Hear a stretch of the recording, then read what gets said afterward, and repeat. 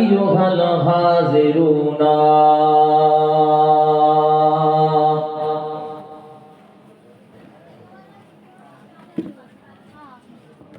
রাহমানা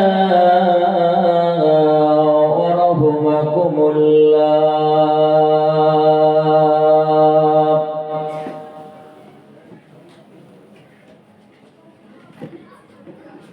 قال الله تعالى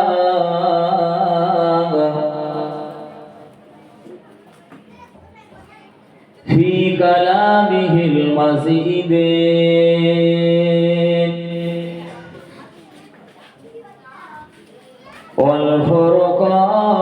والفرقان الحميد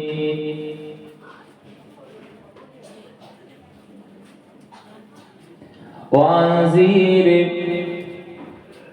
عشيرتك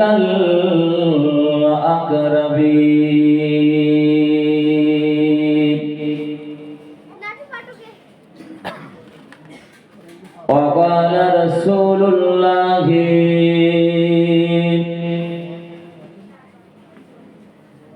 صلى الله تعالى عليه وسلم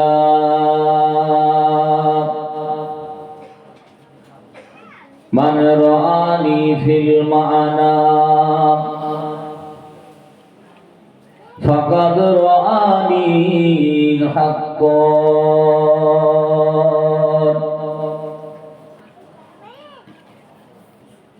أو كما قال الله تعالى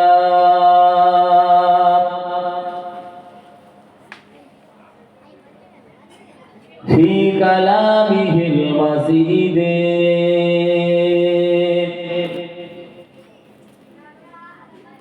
والفرقان الحميد إن الله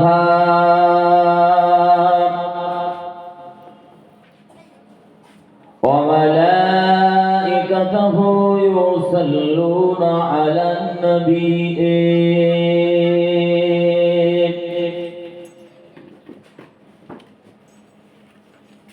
يا أيها الذين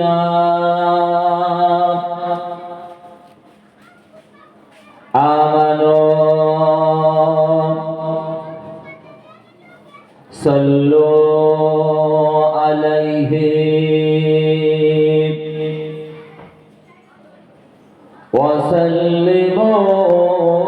وسلموا تسليما اللهم صل على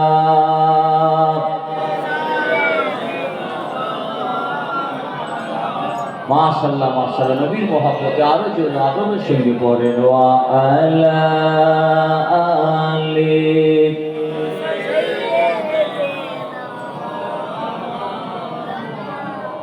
ওগো মা আমিনা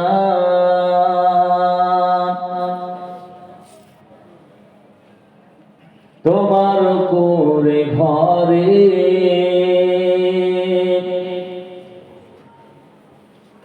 রহমত খোদার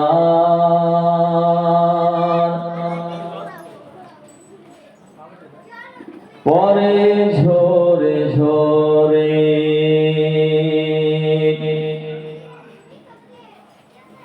ওগো মা আমিনা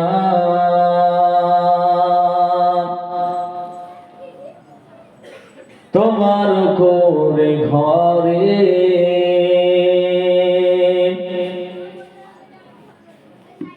রহমত খোদার পরে ঝরে ঝরে সাহাবী চরণ চুমে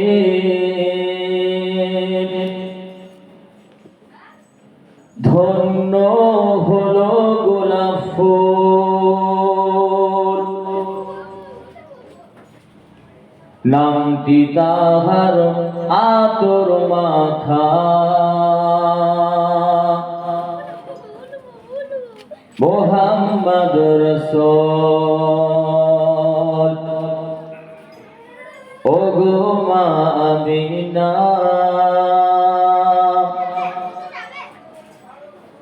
তোমার কোরে ঘরে রহমত খোদার পরে ঝরে ঝরে আল্লাহুম্মা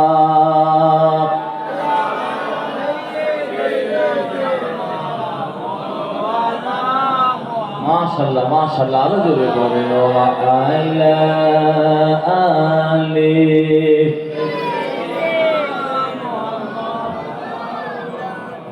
সালাতো বাতাবে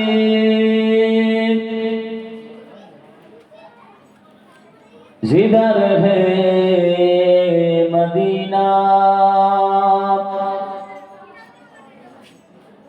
उधर में जाऊंगा,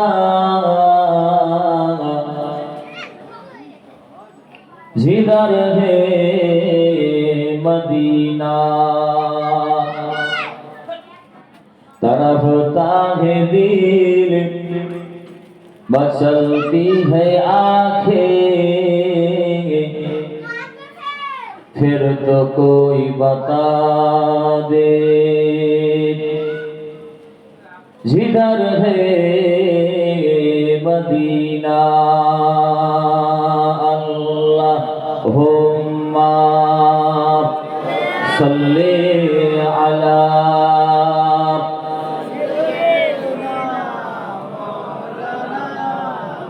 वा अला आले।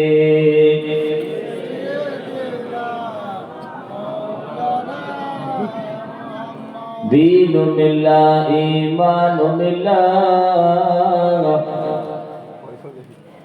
पढ़ने के लिए कुरान मिला, जो कुछ देने का था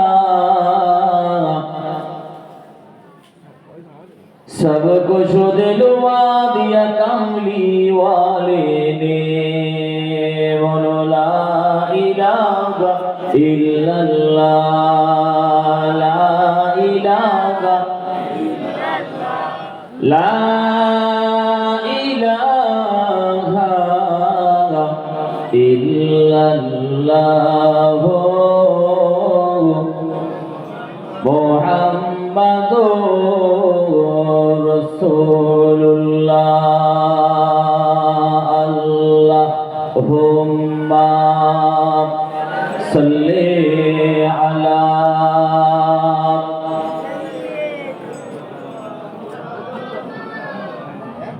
वा अला आले।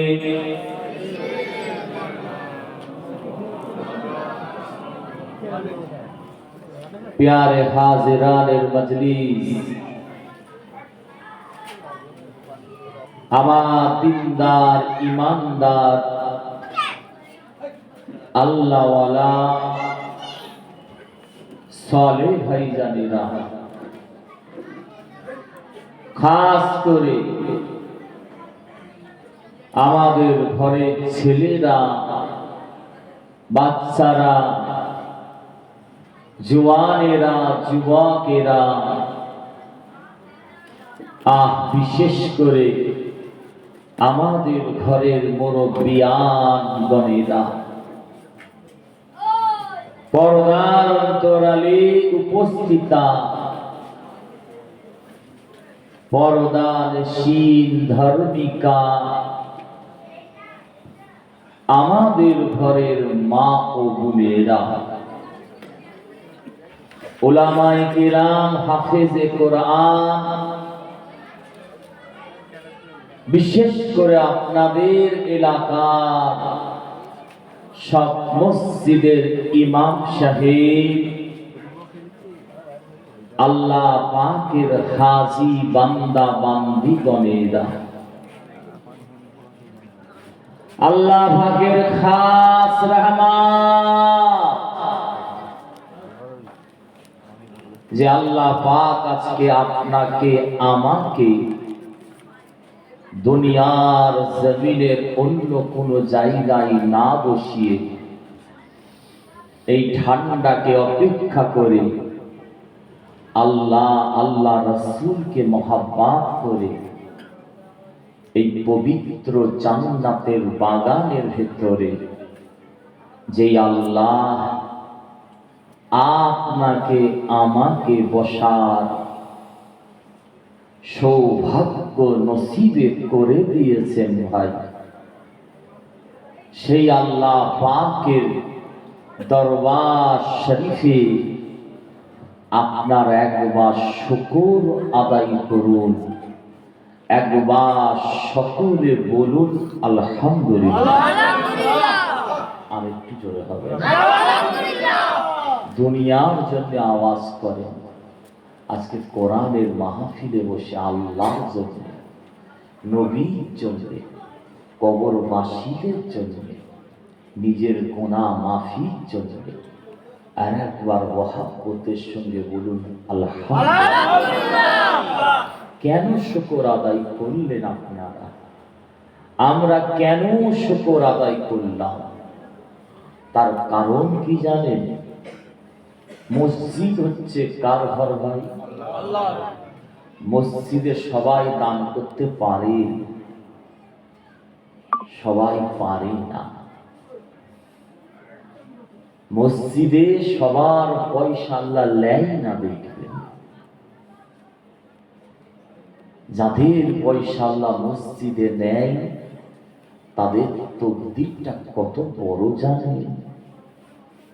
মাদ্রাসা হচ্ছে নবীর ঘর, মাদ্রাসায় আল্লাহ সবার পয়সা নেয় না। দেখবেন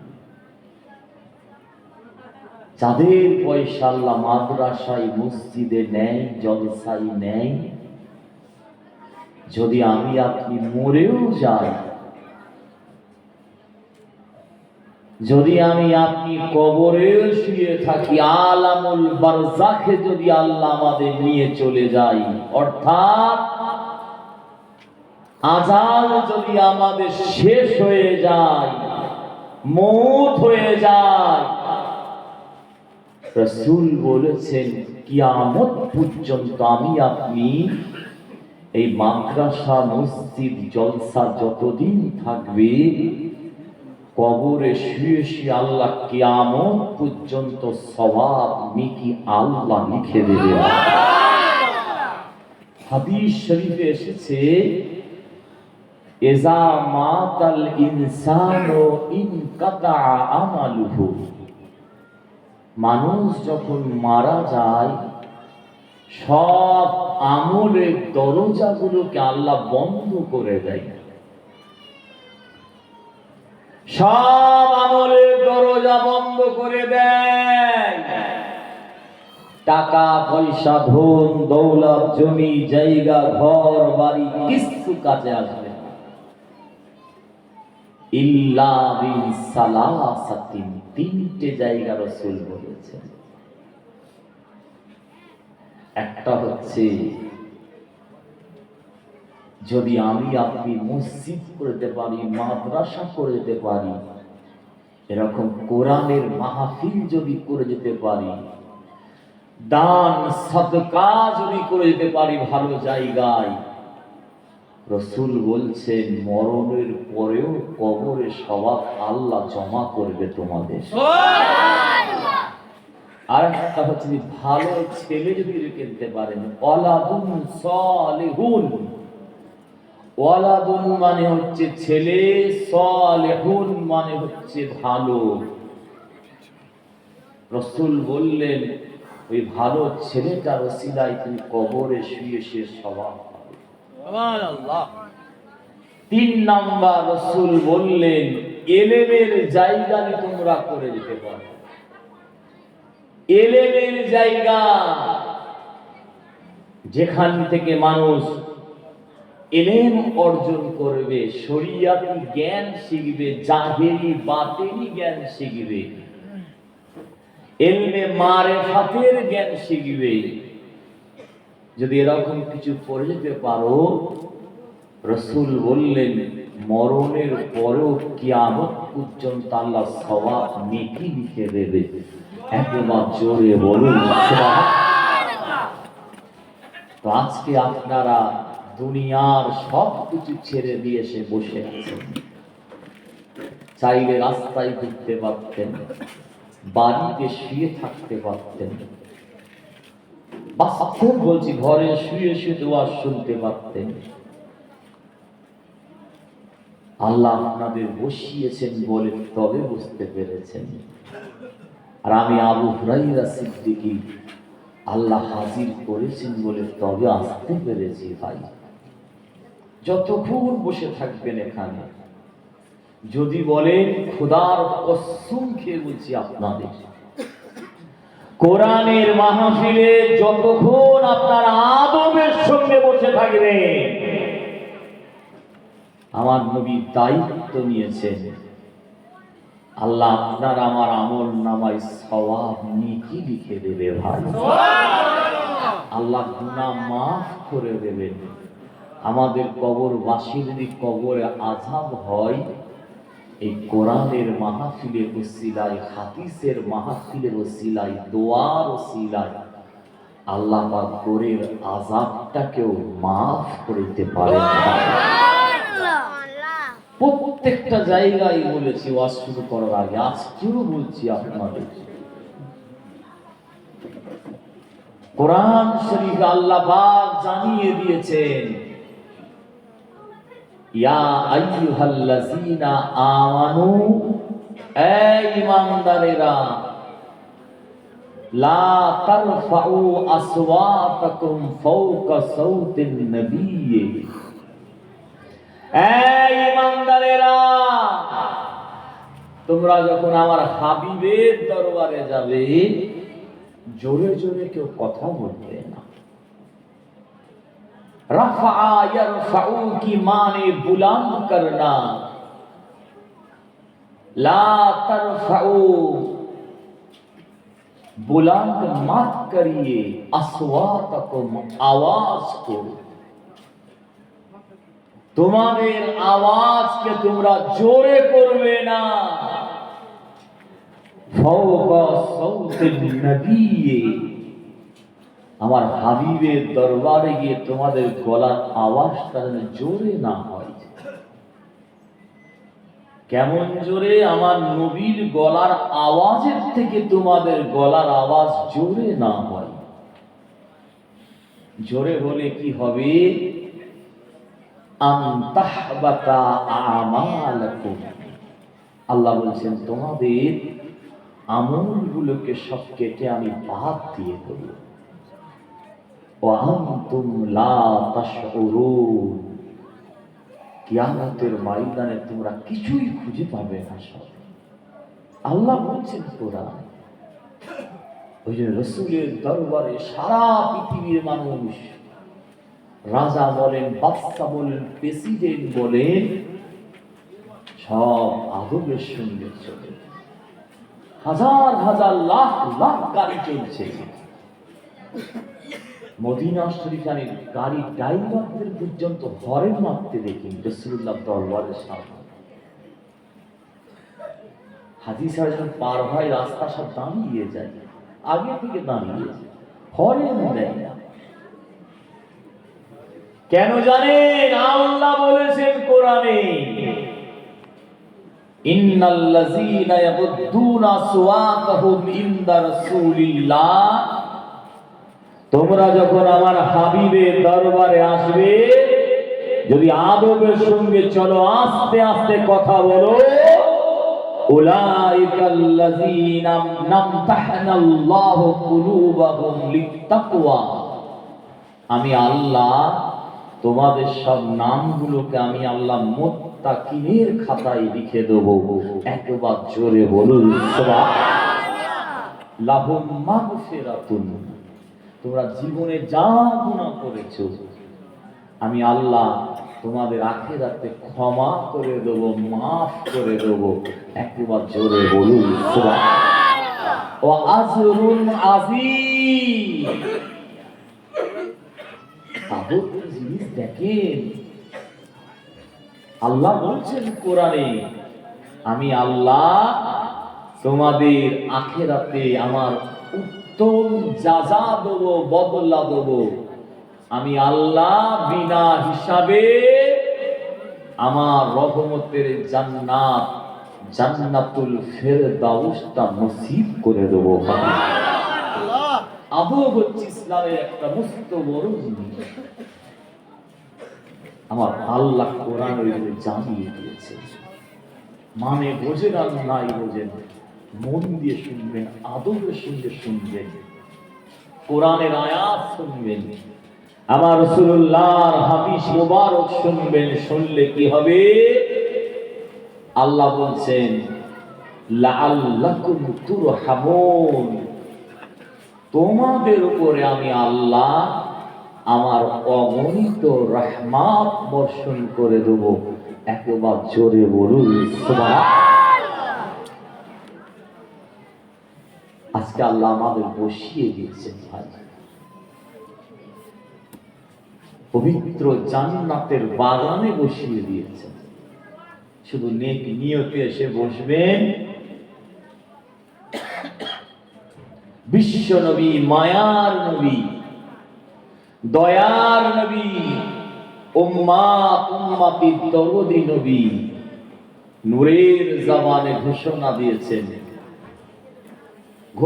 দিয়েছেন যিকরুল আউলিয়ায়ে তানজিলুর রহমান। পৃথিবীর যে কোনো প্রান্তে, যে কোনো জায়গায়, যে কোনো স্থানে, যে কোনো মাহফিলে, যেখানে আল্লাহ রাসূলের সম্পর্কে আলাপ আলোচনা হয়, ওলি আউলিয়াদের সম্পর্কে আলাপ আলোচনা হয়, তানজিলুর রহমান, আমার আল্লাহ অগণিত রহমতকে আমার আল্লাহ সেই মাহফিলে বর্ষণ করেন। একবার জোরে বলুন সুবহানাল্লাহ। কত দড়ি নেবেন বলেন? দুঃখের বিষয় কি জানেন? এই যুবক, আল্লাহ হাত দিয়েছে, চোখ দিয়েছে, পা দিয়েছে, কোন রাস্তায় মুখ দিয়েছে আল্লাহ, কোন রাস্তায় আমরা ব্যয় করছি বলেন? কোরআনের মাহফিলে আজও শিখাতে হয় আমাদের ছেলেদের, আজও বলতে হয়, আজও রাখতে হয়। হযরত হাসান বসরি রাহমাতুল্লাহ আলাইহি তিনি বলেছেন, ওই জন্যে আল্লাহ যদি আমাকে উহুদ পাহাড় পরিমাণে সোনা দিত ভাই, সব সোনাগুলো বাজারে বিক্রি করে দিয়ে যা পয়সা হতো এই রকম মাহফিলে, নবীর মিলাদে, এই রকম মাহফিলে আমি হাসান বসরি নবীর জন্য, আল্লাহকে খুশি করার জন্য সব খরচা করে দিতাম। একবার জোরে বলুন সুবহানাল্লাহ। বাস্তব, ভালোর কদর কমে যাবে, খারাপের কদর বেড়ে যাবে। তাই হচ্ছে ভাই, তাই হচ্ছে।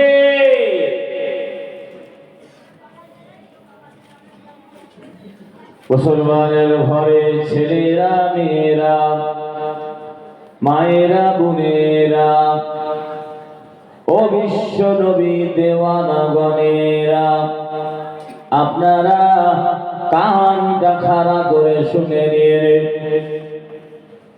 ভারতবর্ষের শ্রেষ্ঠ একজন মুহাদ্দিসের কথা শুনিয়ে দিয়ে যায়। হযরতে আব্দুল হক মুহাদ্দিস দেহলভী রাহমাতুল্লাহ আলাইহি, হযরতে আব্দুর রহিম মুহাদ্দিস দেহলভী রাহমাতুল্লাহ আলাইহি, হযরতে আব্দুল আজিজ মুহাদ্দিস দেহলভী রাহমাতুল্লাহ আলাইহি, হযরতে শাহ ওলিউল্লাহ মুহাদ্দিস দেহলভী রাহমাতুল্লাহ আলাইহি ইনারা আমার রাসূলুল্লাহর হাদিস মুবারককে বুকে করে জড়িয়ে ধরে নিয়ে এই বাংলার এই ভারতের কোটি কোটি মুসলমানদের জন্য প্রথম নিয়ে এসেছিলেন।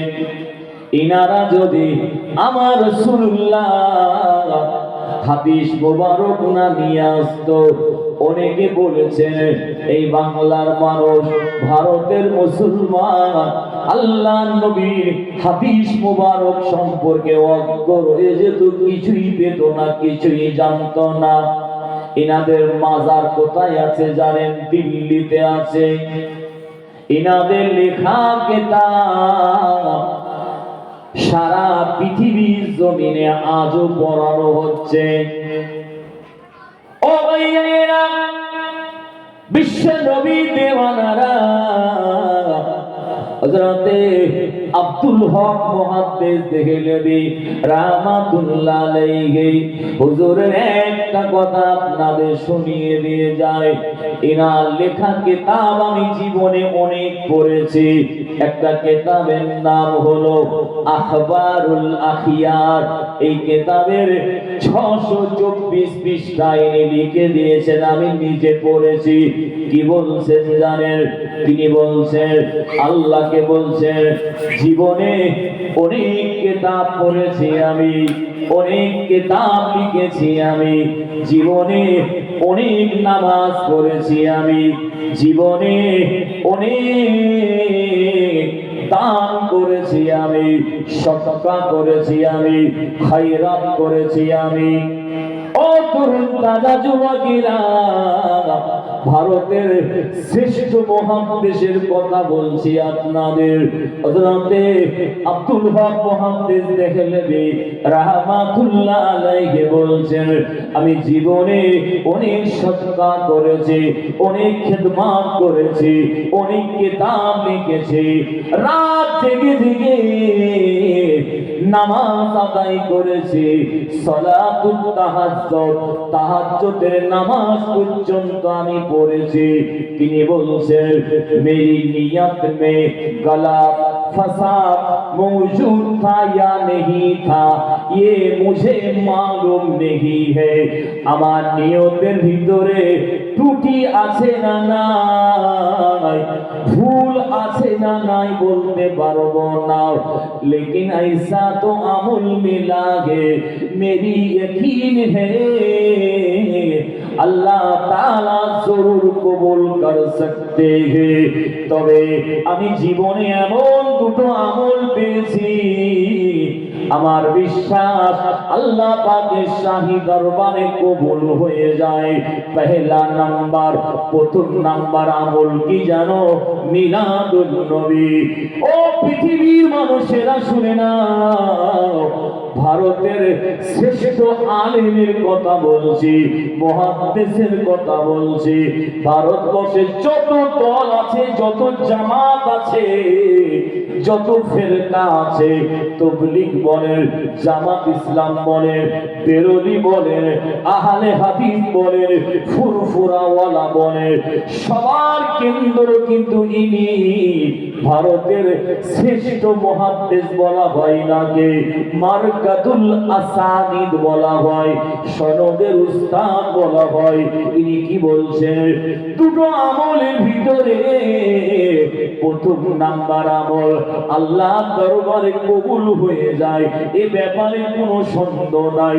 সেই আমলটা হলো আজকের মাহফিল, ঈদ মিলাদুন নবীর মাহফিল, মিলাদুন নবীর মাহফিল।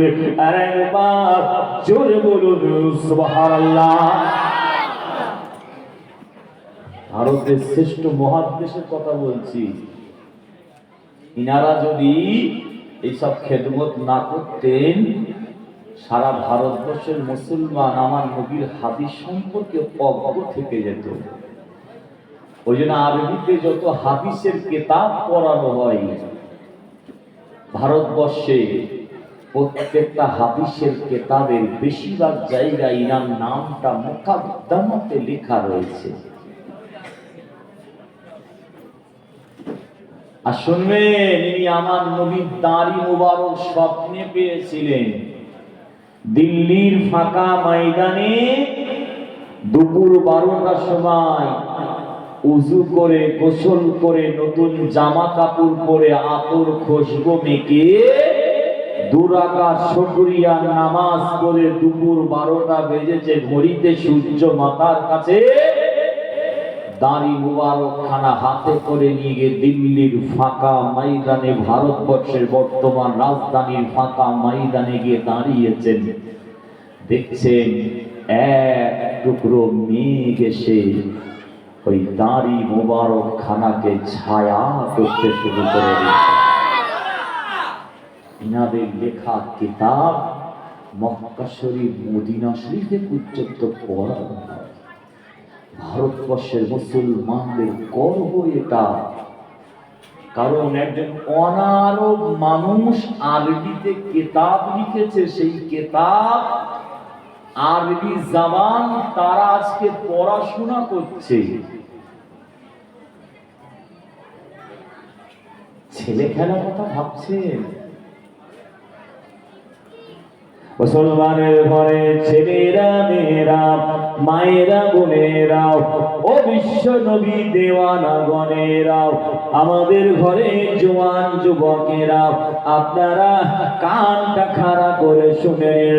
হযরত আব্দুল হক মুহাদ্দিস দেহলভী রাহমাতুল্লাহ আলাইহি বলছেন, দ্বিতীয় নম্বর আমল, যে আমলটা আল্লাহ পাকের দরবার শরীফে কবুল হওয়ার ব্যাপারে কোনো সন্দেহ নেই, আমার বিশ্বাস আল্লাহ পাকের দরবার শরীফে কবুল হয়ে যায়। 2 নম্বর আমল কোনটা জানো? অন্য কোনো নয়। তিনি বললেন, কিয়ামে রাসূল আমার নবী সম্মানে দাঁড়িয়ে দাঁড়িয়ে এই সালাম শরীফ আদবের সঙ্গে, ভক্তির সঙ্গে, মহব্বতের সঙ্গে পড়া, এই পড়াটা আল্লাহ দরবার শরীফে কবুল হওয়ার ব্যাপারে কোনো সন্দেহ নেই, সন্দেহ নেই, সন্দেহ নেই। আর একবার জোরে বলুন সুবহানাল্লাহ।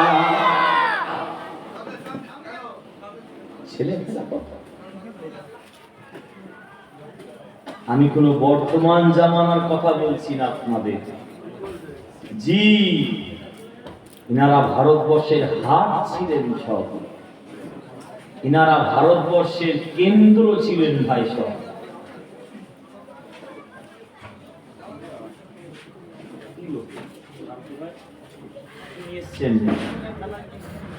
আমি আমাকে দিচ্ছি, নিয়ে চলে যাও, বুঝতে পারবো।